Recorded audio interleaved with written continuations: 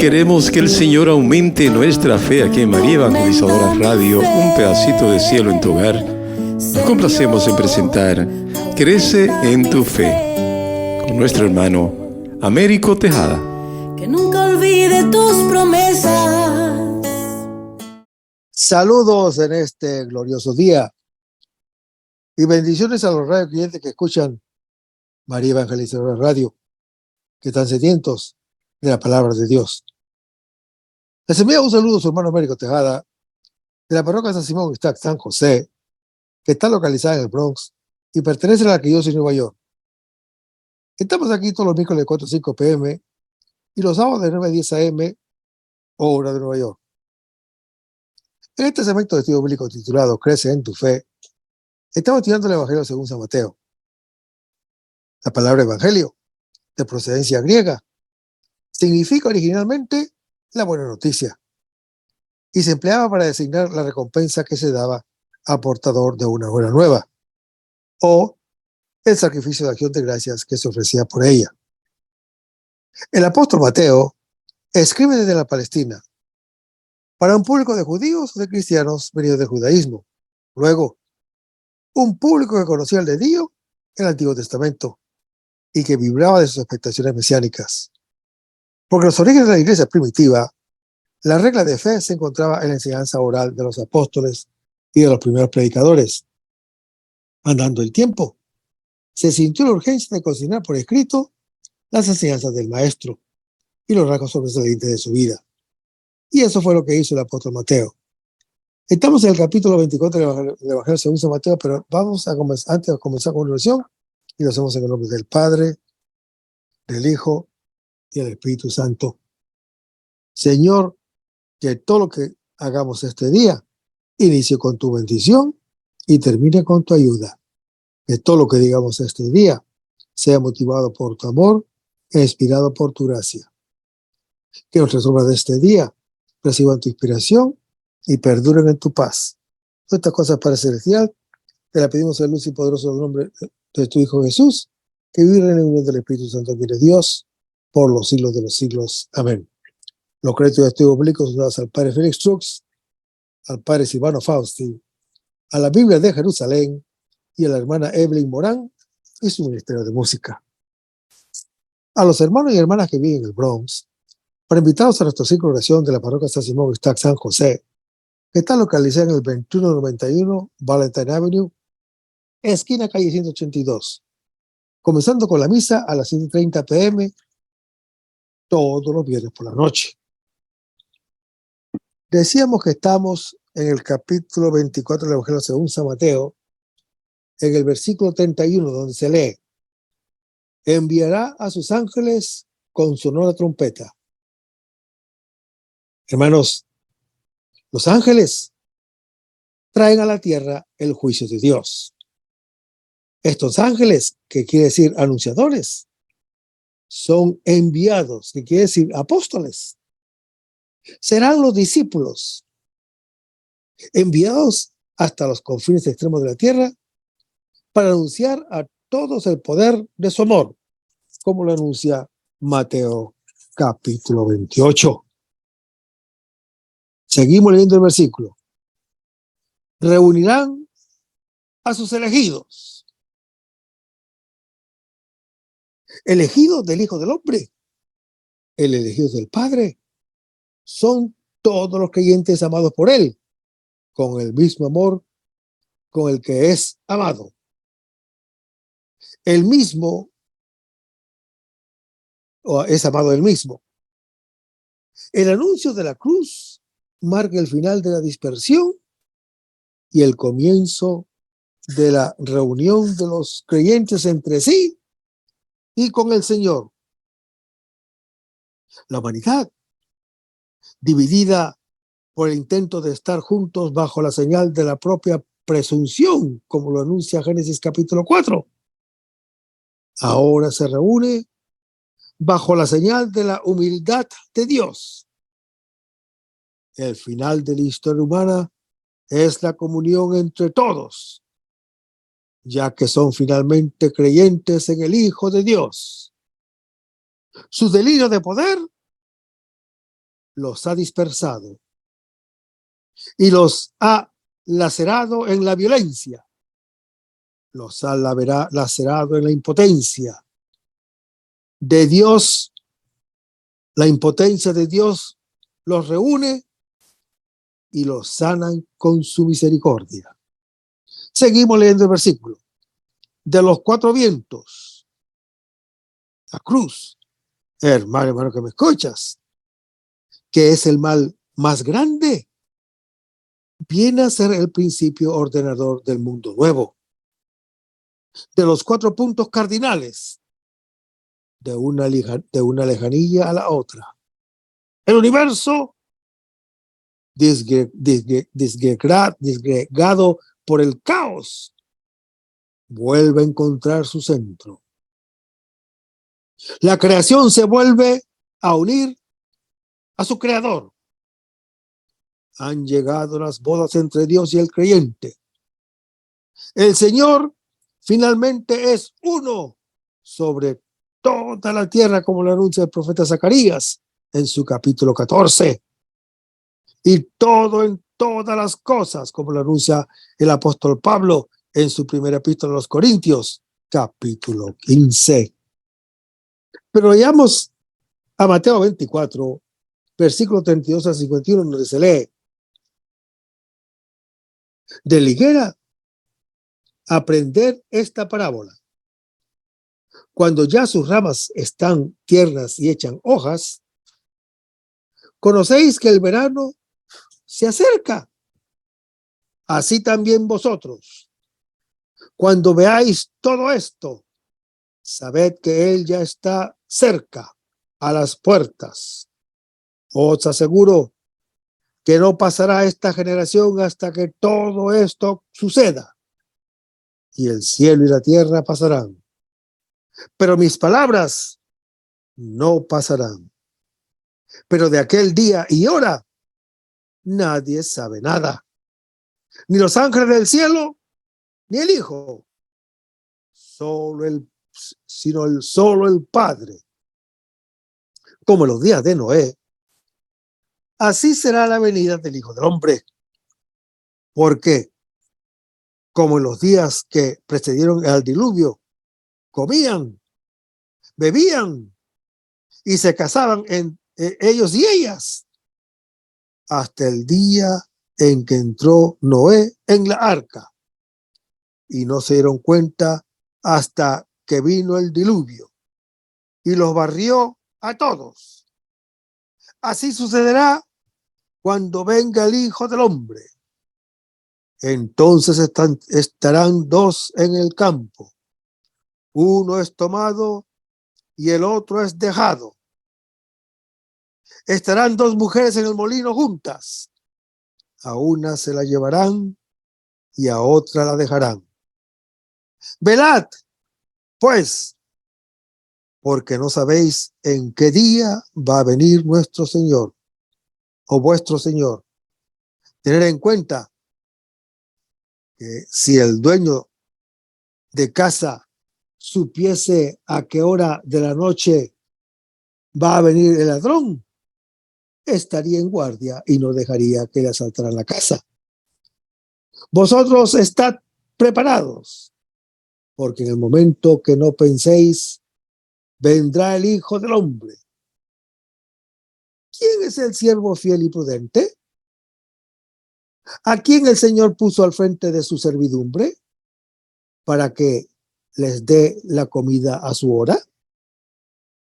Dichoso aquel siervo, sí, al llegar su amo, lo encuentra cumpliendo con su deber. Os aseguro que lo pondrá al frente de toda su hacienda. Pero si el mal siervo, aquel es de mala condición y, pensando que su amo va a tardar en venir, se pone a maltratar a sus compañeros, a comer y a beber con los borrachos, vendrá el Señor de aquel siervo el día que no espera.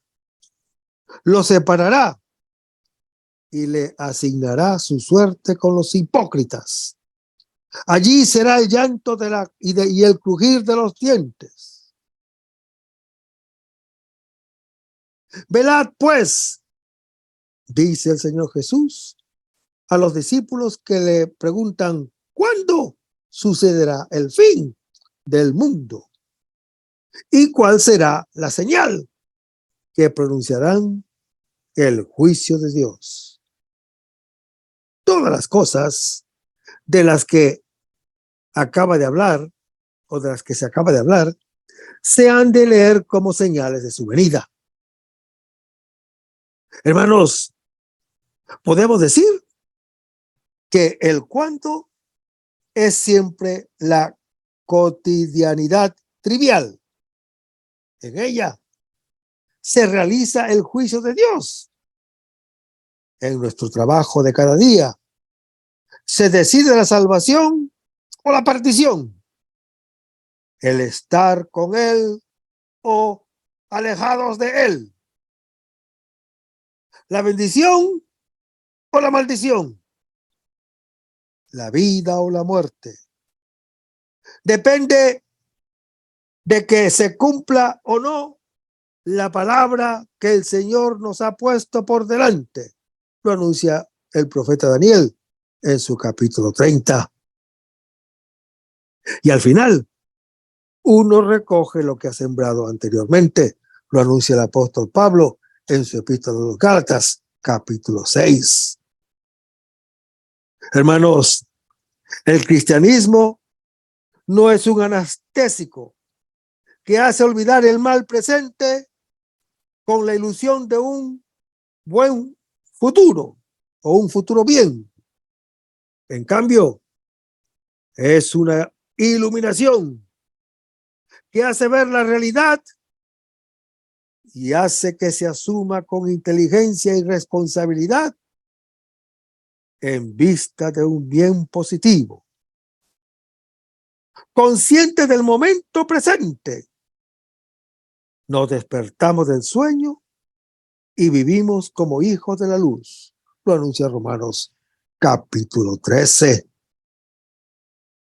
El que posee discernimiento, hermano que me escuchas, en los sufrimientos descritos antes, ve al que está a punto de venir. En esta generación, como en cualquier otra, se cumple el misterio de la cruz y de su gloria. Su palabra se cumple con certeza, pero no dice el día ni la hora, porque cada día y cada hora Él tiene. Para quien tiene los ojos abiertos. La serie de palabras, de parábolas que concluyen en este capítulo 24 y abarcan también el capítulo 25, nos describen cuál debe ser nuestra actitud. Es necesario ser vigilantes, porque su venida, hermano que me escuchas, como su juicio de salvación, sucede siempre en el momento presente, al mismo tiempo, y haciendo las mismas cosas. Se puede, como Noé, construir el arca que salva o ser víctima del diluvio que destruye. Dos hombres o dos mujeres realizan el mismo trabajo en los campos o en el molino, pero con resultados diferentes. Uno es tomado y salvado.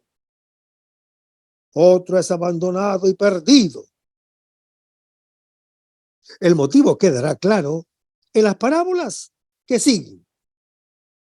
El comportamiento diferente que se tiene en el momento presente. El discernimiento y la vigilancia nos sirven para ver al Emmanuel, que está siempre con nosotros los creyentes. Quien lo espera y lo reconoce con los hechos y no solo con palabras, lo encuentra como el esposo que viene.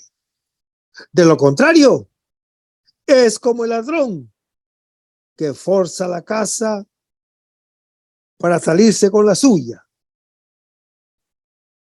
El discernimiento y la vigilancia, por su parte, se traducen en una actividad cotidiana fiel a su palabra, de la cual depende el futuro eterno.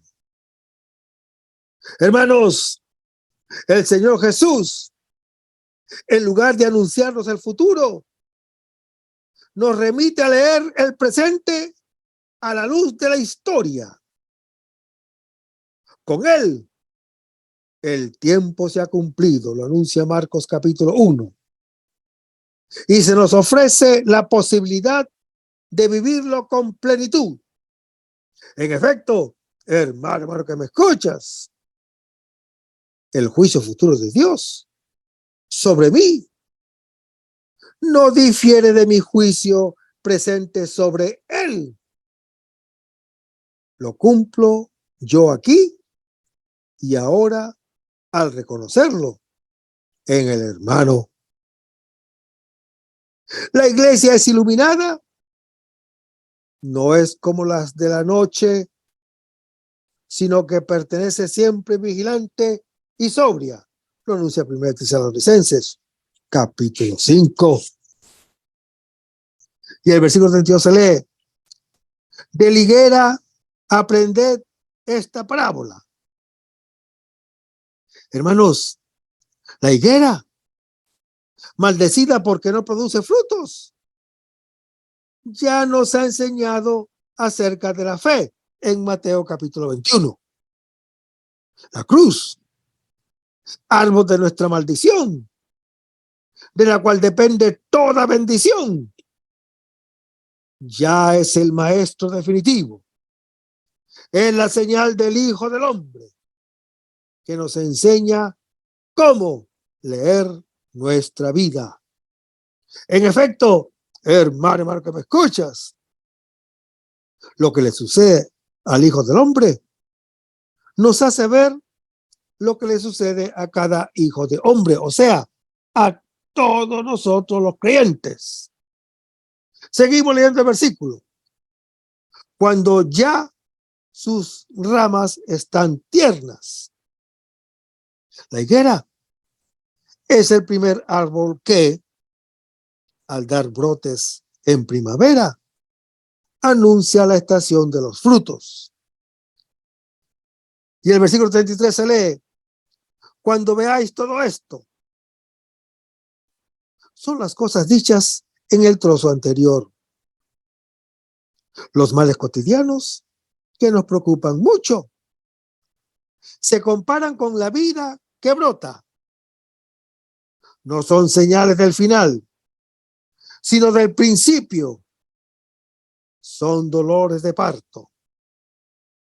El Señor está siempre cerca de nosotros bajo su señal. Está a la puerta y llama. Lo anuncia Apocalipsis capítulo 3. En espera de que le abramos para que cenemos con él y él con nosotros. Cada vez que acogemos a un hermano tocado por la maldición, lo acogemos a él y somos bendecidos por el Padre Celestial. Lo anuncia Mateo capítulo 25. La higuera, hermano que me escuchas, símbolo de la cruz, nos enseña a leer nuestra historia como gente iluminada, en lugar de cerrar los ojos ante la miseria. Veamos en ella su presencia, que nos llama a la misericordia. Y el versículo 34 se lee: no pasará esta generación. Esta generación tiene siempre un sentido negativo. Es perversa y adúltera. Lo anuncia Mateo capítulo 12. En efecto, hermano que me escuchas, desde Adán en adelante, todos seguimos un camino perverso que no tiende hacia el Señor y nos portamos como adúlteros que no aman el propio amor. Seguimos leyendo el versículo. Hasta que todo esto suceda. No se trata de un error de perspectiva, como si el Señor Jesús hubiese pensado que el fin del mundo estuviera cercano. En cambio, es el modo de considerar que es propio del que ve más allá del velo del engaño. Todas las cosas que acaba de decir, en efecto, sucedieron en las generaciones del Señor Jesús, que lo verán y verán a Él crucificado y a Jerusalén destruida. Lo que le sucedió a Él, lo que le sucedió al templo de Jerusalén y lo que le sucedió a la ciudad de Jerusalén, le sucederá a toda la humanidad. Y en el versículo 35 se lee: el cielo y la tierra pasarán, pero mis palabras no pasarán. Hermanos, toda promesa del Señor se cumple bajo este cielo y sobre esta tierra, cuyo escenario está destinado a desaparecer. Lo anuncia 1 Corintios capítulo 7. Pero su palabra es estable eternamente. Nos corresponde a nosotros los creyentes construir sobre la roca de su verdad o sobre la arena de nuestras fantasías. Y el versículo 36 se lee: de aquel día y hora nadie sabe nada. El día de nuestra llegada a la meta es desconocido, porque depende de nuestro camino de conversión. Lo anuncia 2 de Pedro, capítulo 3. ¿Cuánto tiempo hay de aquí a Jerusalén? ¿Para quién está sentado, incluso ante sus puertas? El tiempo es indefinido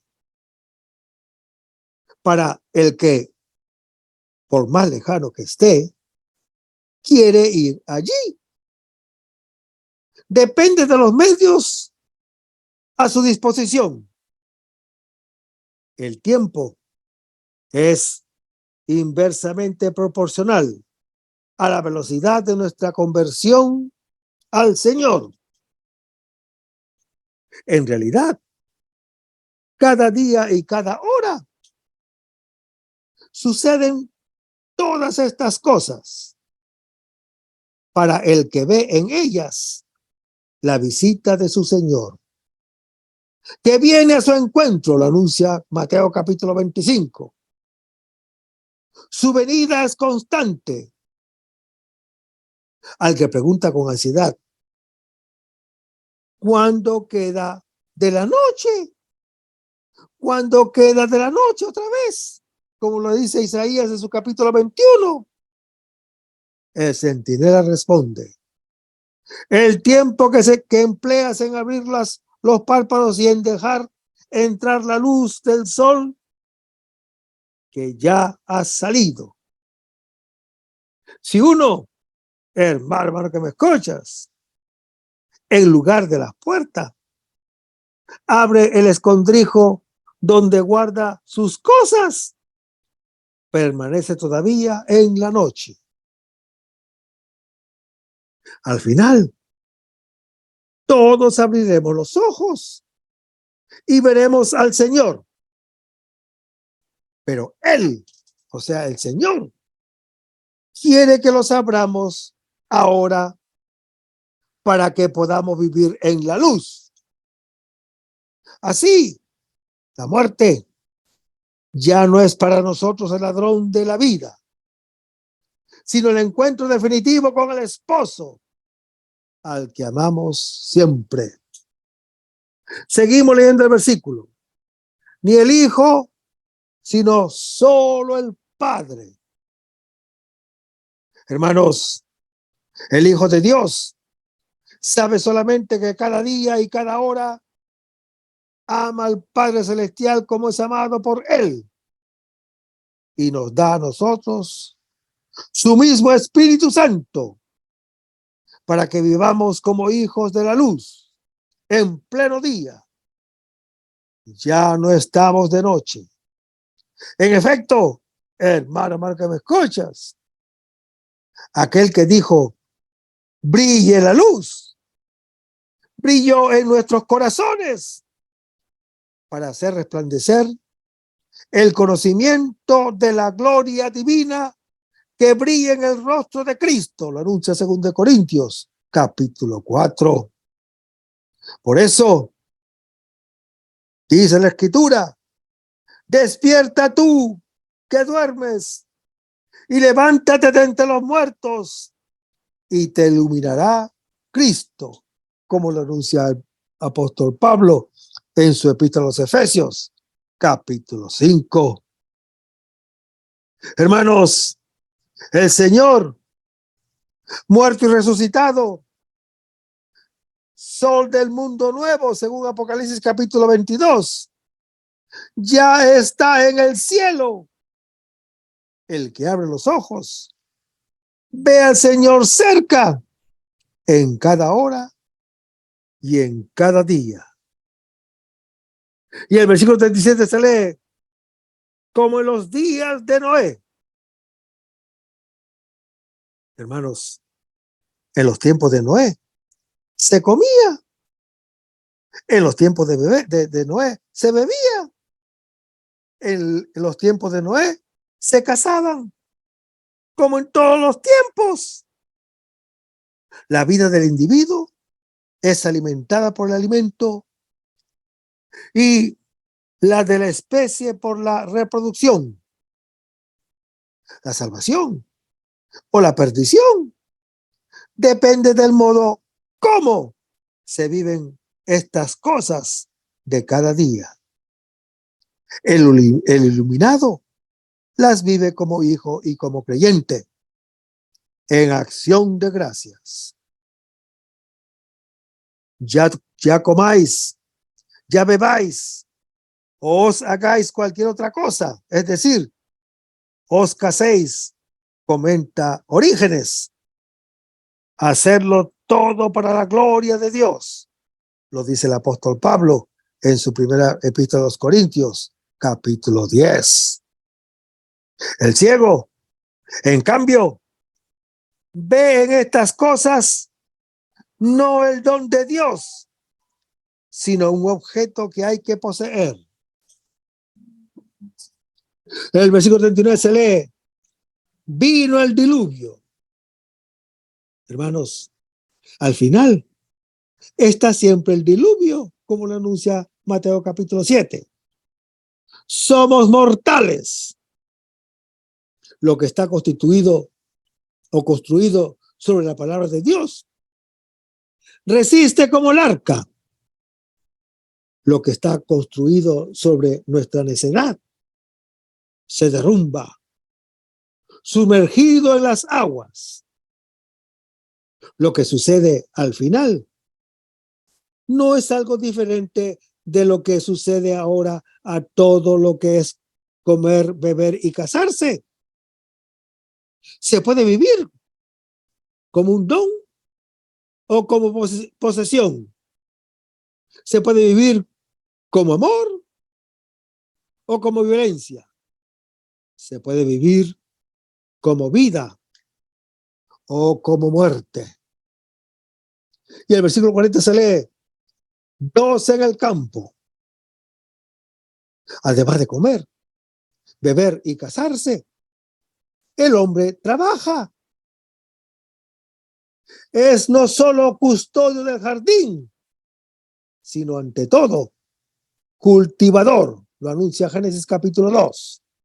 En efecto, hermano que me escuchas, colabora en la obra de Dios, en la creación. Seguimos leyendo el versículo.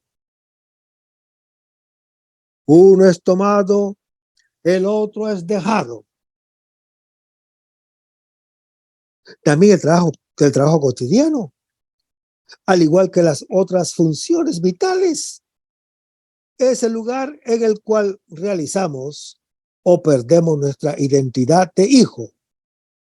En el campo, mientras hacemos la misma cosa y no después. Se realiza la distinción. Somos tomados con el Señor o abandonados. Somos salvados o perdidos. Lo determinante no es qué hacemos, no es qué hacemos, sino cómo lo hacemos. Y el versículo 41 se lee: dos mujeres en el molino. Moler y preparar el alimento es, en una cultura primitiva, algo propio de la mujer, que da la vida y la alimenta. No es un acontecimiento importante, sino en los que son cotidianos construimos nuestras moradas eternas. Lo anuncia Lucas, capítulo 16. Y el versículo 42 se lee: velad pues. Es la conclusión a la cual lleva todo el discurso hasta este momento. Y luego se desarrolla con el cómo velar. Mantener los ojos abiertos. En efecto, es la primera condición para ver al Señor que viene. El que duerme permanece en la noche, absorbido por deseos o temores, sin relación con la realidad. Y el versículo 43 se lee: si el dueño de casa supiese, el que se considera dueño y cree que se posee a sí mismo, su vida, su trabajo, sus bienes, como lo anuncia Lucas capítulo 12, vive en el engaño de un sueño que se desvanece al amanecer. Para él, la muerte es como un ladrón que lo despoja de todo. Y el versículo 44 se lee: vosotros estad preparados. Preparados está el que sabe que no es dueño, sino siervo fiel y prudente, que conoce y hace lo que el Señor ha dicho. Seguimos leyendo el versículo. En el momento que no penséis, vendrá el Hijo del Hombre. En efecto, hermano que me escuchas, viene de un modo impensado en todas estas cosas donde nosotros lo creemos ausente. Él, o sea, el Señor, está presente con su señal. Y el versículo 45 se lee: el siervo fiel y prudente. Hermanos, somos siervos como el mismo Señor, según Mateo capítulo 20. Y somos fieles y prudentes, que hacen lo que saben y saben lo que hacen. Seguimos leyendo el versículo. El Señor puso al frente de su servidumbre la herencia del Hijo de Dios. Es su amor de creyentes, que nos da la vida del Padre Celestial. Cada uno de nosotros, como Él, tiene la misma responsabilidad: servir la vida del otro de un modo oportuno, haciendo lo que en ese momento es provechoso. Y el versículo 46 se lee: dichoso aquel siervo. La última bienaventuranza, que es la suma de todas las otras, es la del siervo que lo hace así, como lo dijo el Señor, hasta su venida. Y el versículo 47 se lee: lo pondrá al frente de toda su hacienda. Este será como su Señor, plenamente realizado como creyente. Entrará a sus bodas, lo anuncia Mateo capítulo 25. Tomará parte en su alegría. Recibirá como la herencia el reino del Padre. Y el versículo 48 se lee: pero si el mal siervo, aquel siervo malo, es el que no sirve al Señor en los hermanos, pensando que tarda en venir, comienza a vivir como dueño. Los hermanos se convierten para él en un objeto de violencia. El comer y el beber se convierten en aturdimiento.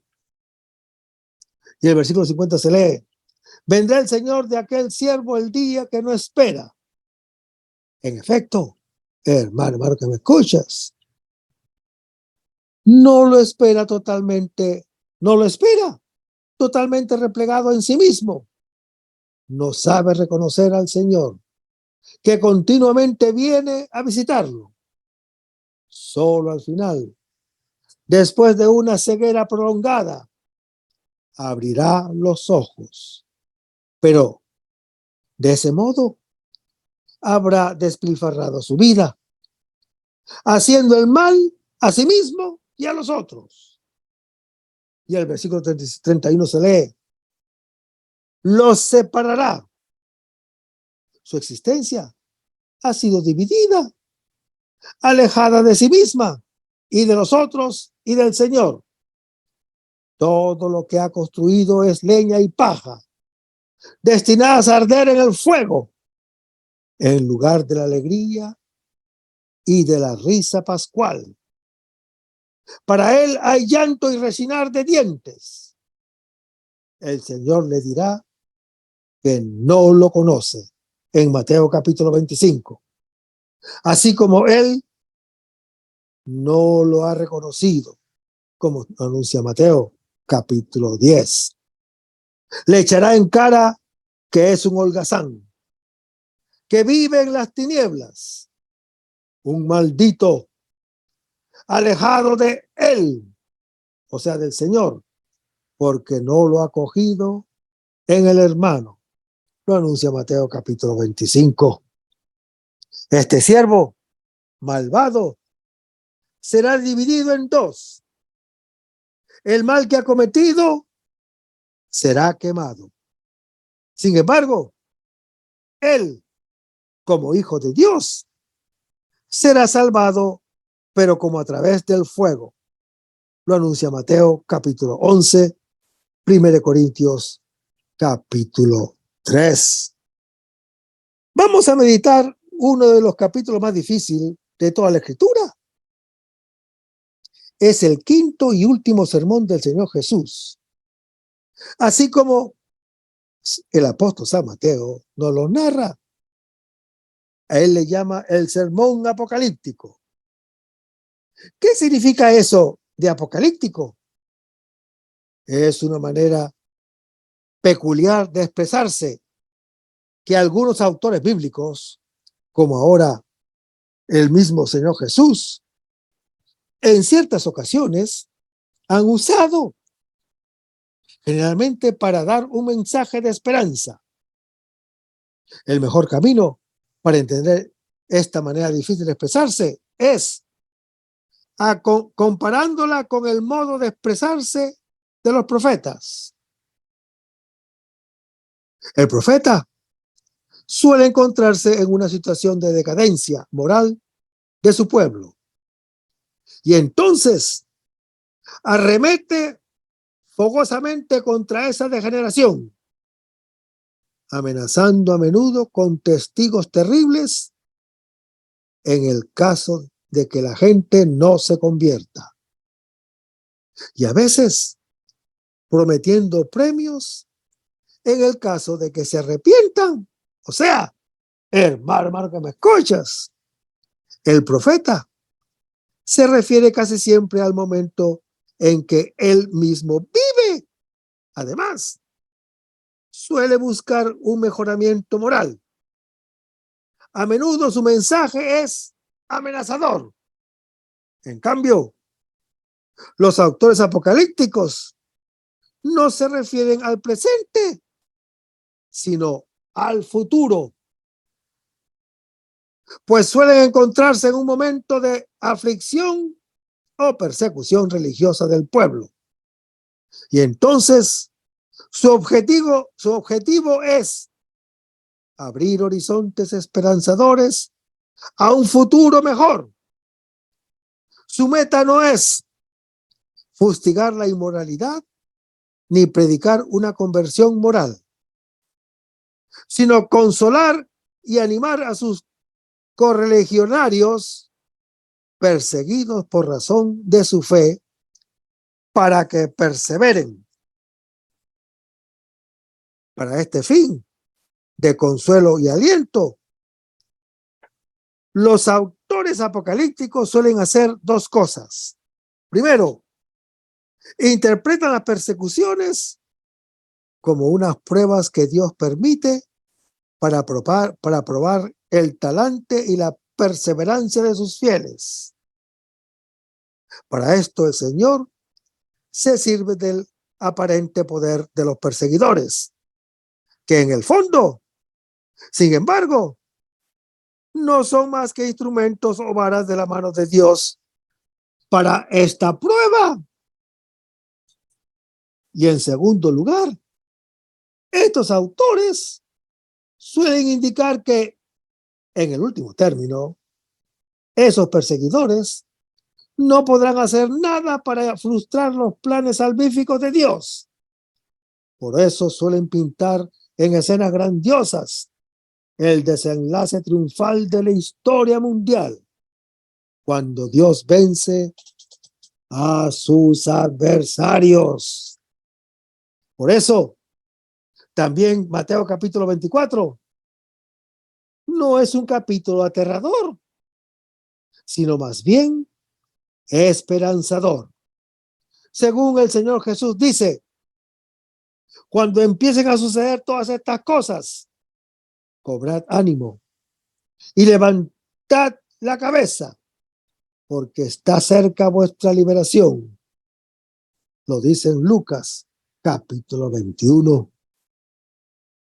Esto explica uno de los rasgos más llamativos de tales pasajes apocalípticos.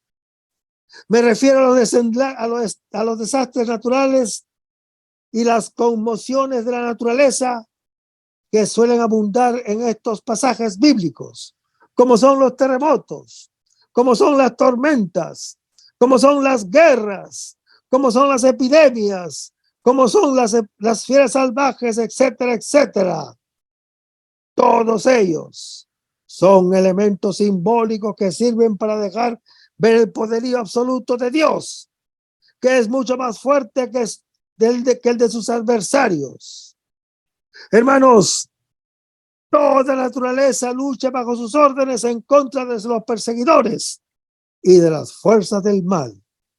Luego, no hay ninguna necesidad de tomar al pie de la letra tales descripciones. Más bien, hay que apreciarlas como ilustraciones del punto importantísimo que es el señorío total de Dios y de su Cristo. Ya en el Antiguo Testamento hay muchos ejemplos de esto. Te aconsejo que leas pasajes como Josué capítulo 10, Habacuc capítulo 13, Isaías capítulo 24, Sabiduría capítulo 5 y el Salmo 114. También en el Nuevo Testamento, además del libro de Apocalipsis, lo vemos en Romanos capítulo 8.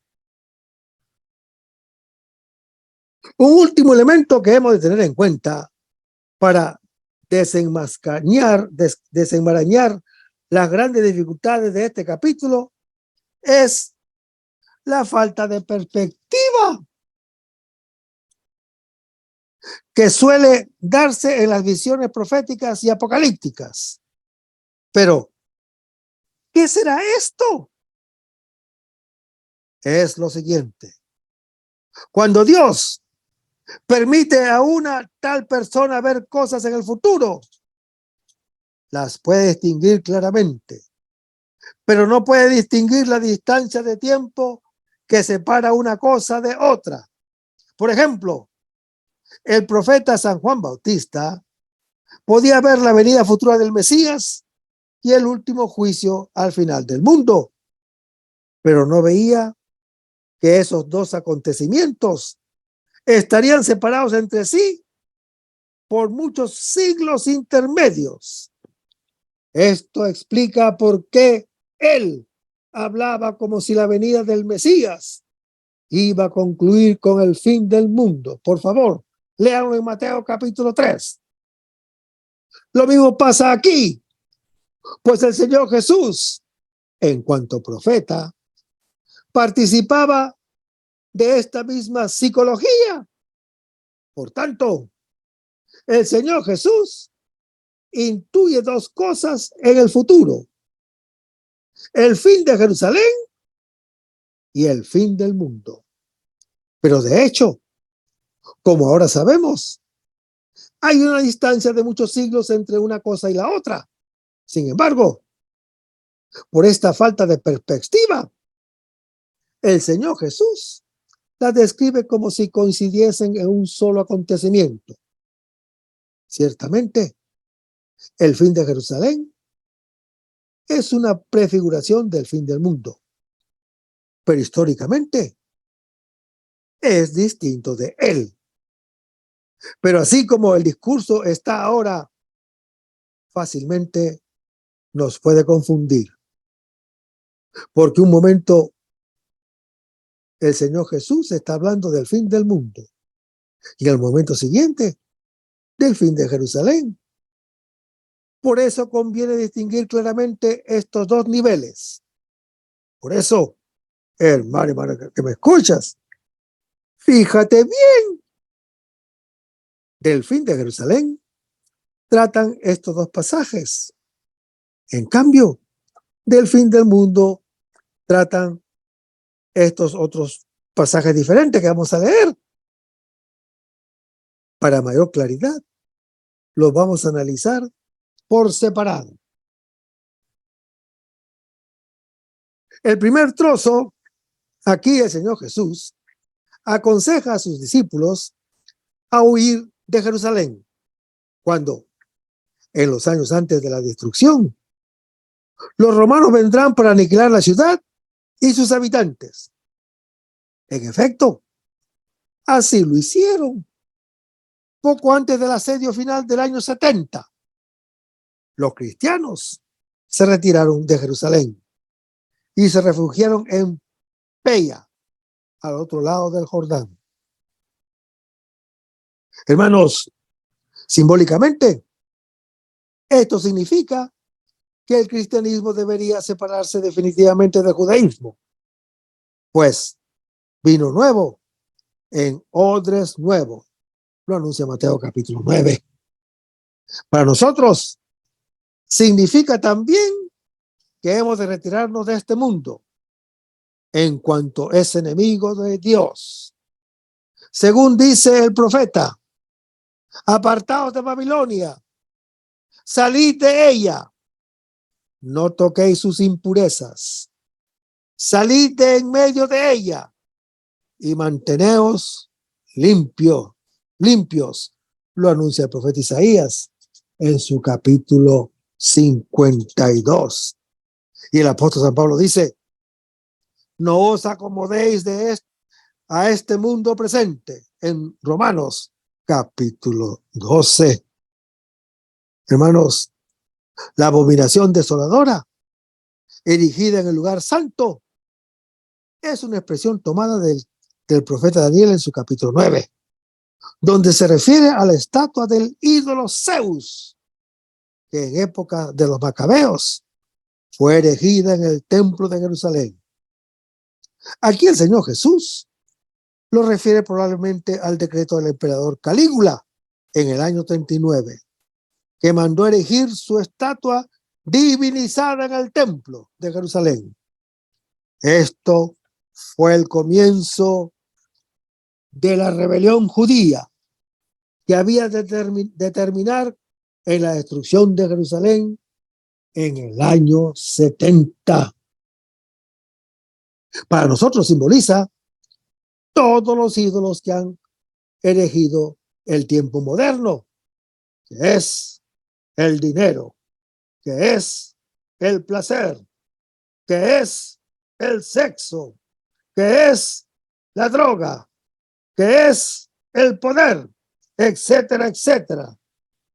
Y en los versículos siguientes, el Señor Jesús anuncia que aún en medio de esa catástrofe, Dios ejercerá su misericordia y moderación, porque Dios no quiere la muerte del pecador, sino que se convierta y viva. Lo anuncia Ezequiel en su capítulo 33.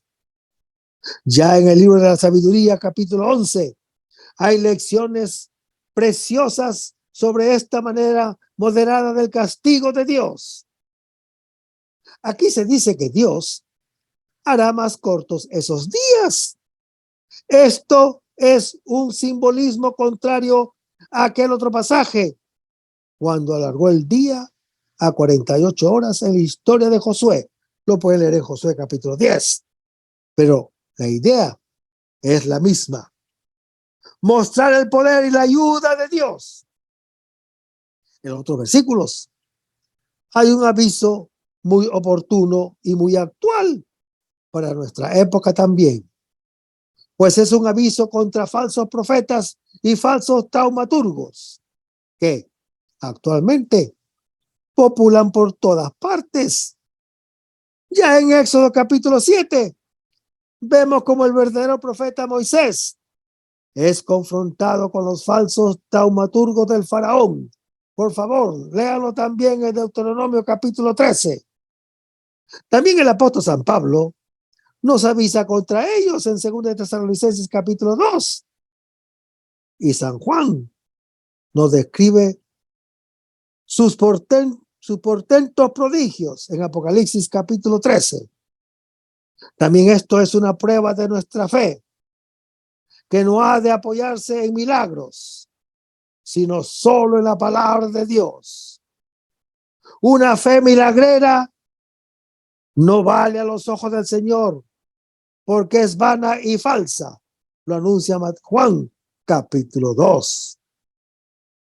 Y en los últimos versículos se leerá que el Señor Jesús anuncia que el fin de Jerusalén todavía va a ocurrir dentro de un tiempo de vida de sus contemporáneos. Y así fue. Pues el Señor Jesús pronunció estas palabras en el año 33 y Jerusalén fue destruida en el año 70. Pero fíjate qué importante es comprender que el versículo 34 no se refiere al fin del mundo, sino al fin de Jerusalén. Porque el fin del mundo no ha venido en aquella generación. Además, tampoco se refiere a nuestra generación del siglo 22 o 21, como si el fin del mundo necesariamente va a suceder en nuestros días, según lo predican muchas sectas protestantes que no saben de qué están hablando, que están prediciendo todo el tiempo el fin del mundo y quedan en ridículo porque el fin del mundo nunca llega. No hay ningún apoyo para afirmar esto, como veremos en los versículos siguientes. Dirigiendo ahora nuestra atención hacia el fin del mundo, oímos para comenzar en los primeros versículos un aviso apremiante contra el engaño pesimista de los predicadores sensacionalistas y alarmistas. Estos son falsos cristos. Repito, estos son falsos cristos porque quieren meterles miedo a la gente. Pero el Señor Jesús no ha venido para predicar el miedo, sino que ha venido para predicar la esperanza. No ha venido a predicar también no el temor, sino el amor. Por eso Él interpreta de modo positivo los sufrimientos que inevitablemente han de jalonar la historia humana, llamándolos dolores de parto. Es decir, hermano que me escuchas, son cosas que momentáneamente duelen, pero que son necesarias para introducir un futuro mejor. Por eso dirá en la última cena: ahora estáis tristes, pero vuestra tristeza se os convertirá en gozo. Cuando la mujer va a dar a luz, se pone triste porque le ha llegado la hora. Pero cuando ha dado a luz a su niño, ya no se acuerda de su aprieto, porque el gozo de que ha nacido un hombre en el mundo lo anuncia Juan, capítulo 16. En los versículos siguientes encontramos otro aviso, o más bien dos. Uno contra el peligro externo de las persecuciones, que serán una dura prueba de la perseverancia en la fe para los miembros de la iglesia.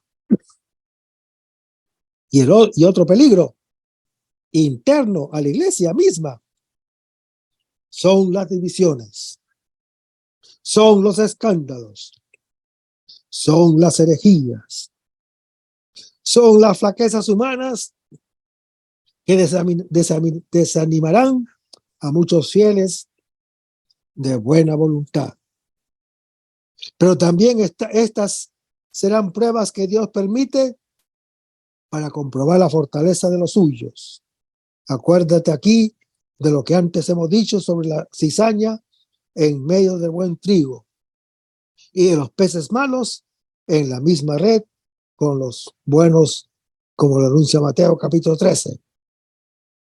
¿Qué mucho daño han hecho estas varias tentaciones a la iglesia a través de la historia?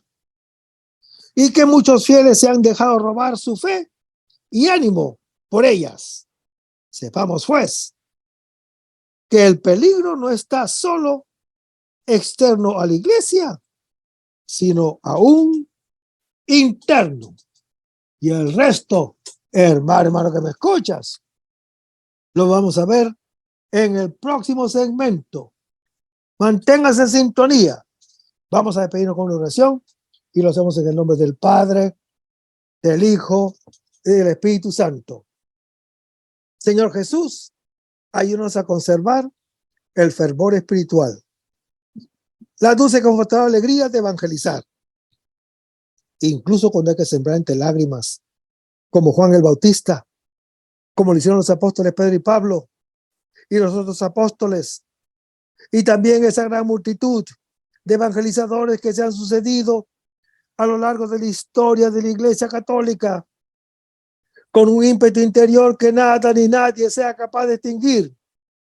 Señor Jesús, que sea esta la mayor alegría de nuestras vidas entregadas al Evangelio.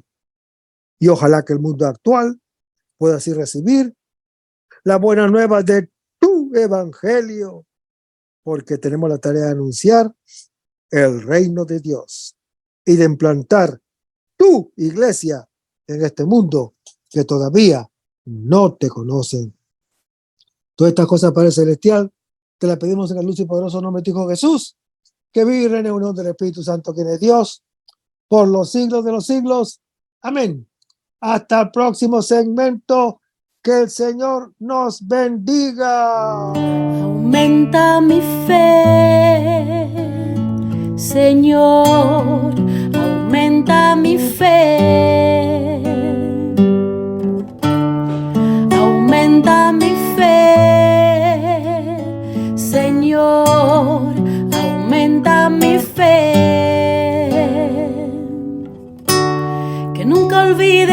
promesas, que nunca olvide tus palabras, que Él lo crea, que no lo dude jamás. Tu palabra me dice: todo el que pide se le dará, y el que toque a la puerta se le abrirá. Todo es posible, todo es posible para ti, Señor. Aumenta mi fe, Señor, aumenta mi fe. Aumenta mi fe, Señor, aumenta mi fe. Aumenta mi fe, aumenta mi fe. Aumenta mi fe, aumenta mi fe. Aumenta mi fe, aumenta mi fe. Aumenta mi fe, aumenta mi fe, Señor.